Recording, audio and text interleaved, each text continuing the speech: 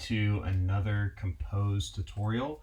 In this one, we're just going to be going over text. So let's jump right in. Oops. All right, so in our function here, testing, we're going to add a text composable and the parameter. Here we go, let's spell out that parameter here. We're just going to pass in a string value, hello world, and then we should be able to see our text, which will just be hello world. All right. Not sure why that is absolutely large. Well, actually, I do know why. So one thing that you can do is with text, you can define your own styles.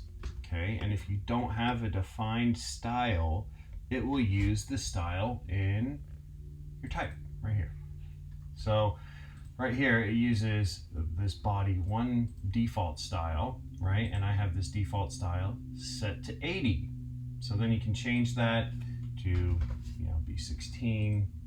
And then if we go back here and we refresh that, we should be able to see, there you go. So that's actually how your default text is set. So we set the string parameter right here, the string value right here, but the default styles for your text are actually in this file right here. So this body 1 is the default style, and then we define a text style right here. So let's go ahead and define our own text style right here with this text composable. So we can say style equals, text style, and we can add a couple things here. So font size equals, let's do 24.sp, font family equals font family, and we'll do cursive, and font weight is, we're actually going to do extra bold.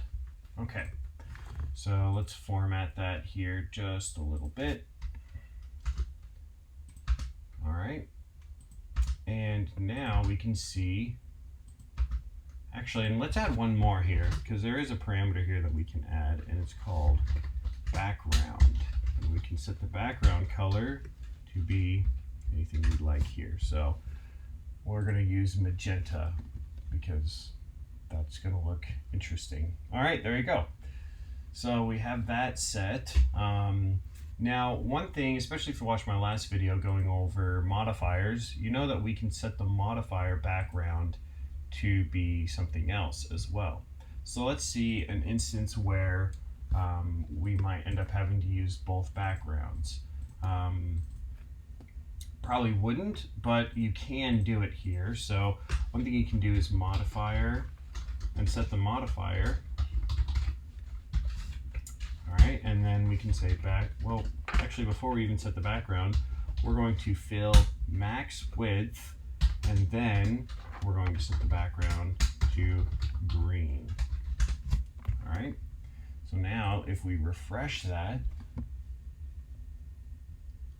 there you go. So we have only the text background is magenta, and then everything else is green because we have this text occupying the entire width of the screen.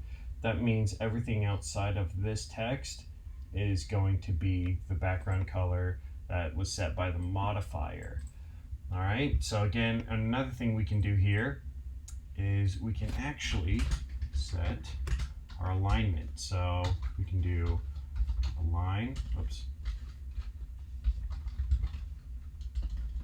actually text align, excuse me, and then we can do center, build and refresh, and then we should be able to see it in our default preview right here. There you go.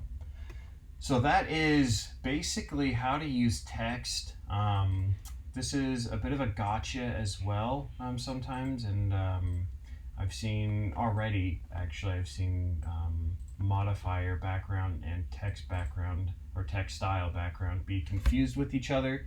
So This is basically why you would use one versus the other, or why you would even use both.